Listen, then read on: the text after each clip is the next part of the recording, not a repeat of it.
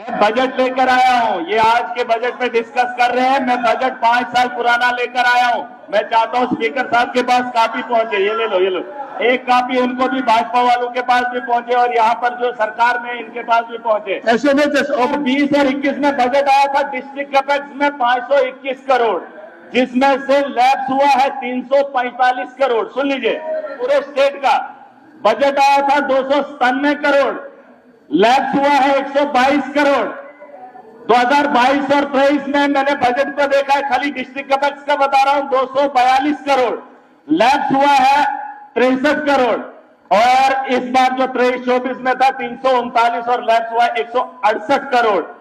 उसके अलावा 24-25 में 360 करोड़ का बजट आया था, 226 करोड़ लैप्स हुआ है। ये पिछले 4 साल की बात बता रहा हूं। सर, इस बजट को इसलिए मैं बताना चाहता हूं क्योंकि सरकार की पॉलिसी रही थी, मैं जब बीडीसी रहा था, एक इंटेंशन क्लियर था मोदी सरकार का कि ब्यूरोक्रेसी को बिठाकर पैसे को लैप्स करवाना और जम्मू कश्मीर को खस्ता हाल बनाना, ये इनका सपना था। सर, बजट पे आ रहा हूं।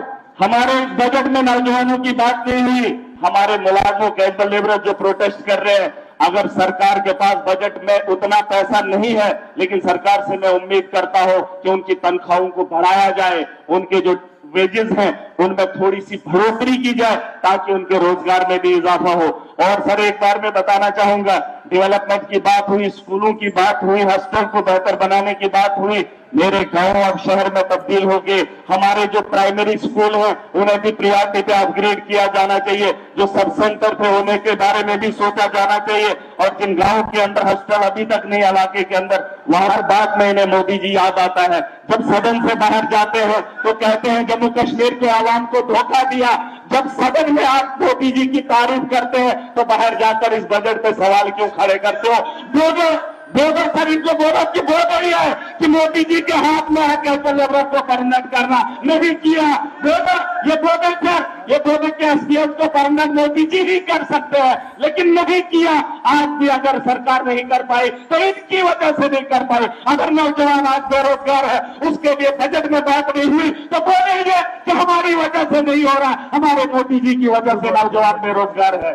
सर, उसके अलावा मैं बताना चाहूंगा, माइनिंग, अगर रोजगार को बढ़ावा देना है, अगर जम्मू कश्मीर के हालात को सुधारना है तो सुन ले, इधर वाले भी और इधर वाले भी। हमारे यहाँ इलीगल माइनिंग है सर, जम्मू कश्मीर के अंदर। सर, जम्मू कश्मीर के अंदर इलीगल माइनिंग है, उसको लीगलाइज किया जाना चाहिए। छोटे छोटे ठेकेदारों को उसमें टेंडर देने का मौका दिया जाना चाहिए। हमारे नौजवान बेरोजगार है, माइनिंग को लीगलाइज किया जाए। मैं यहाँ जम्मू के अंदर देख रहा हूँ, क्रशर बनाए हैं, बाहर के लोग आए हैं, एनजी मलिक खाना ने अथॉरिटी दी है, कोई कागज नहीं है।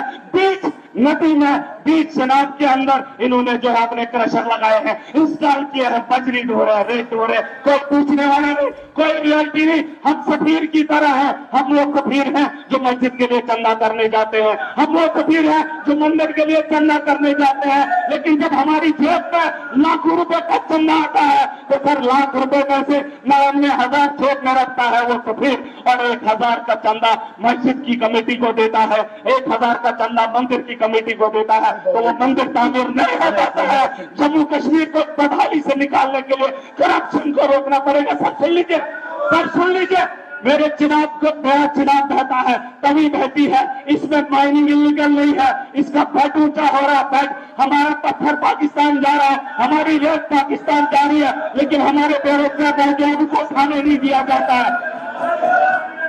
चिनाब को क्या, चिनाब के सर एक मिनट मैंने बताया, एक मिनट बुलडोजर को देख लेना, रेत के घर बने हैं, वो बैठ से थैंक यू,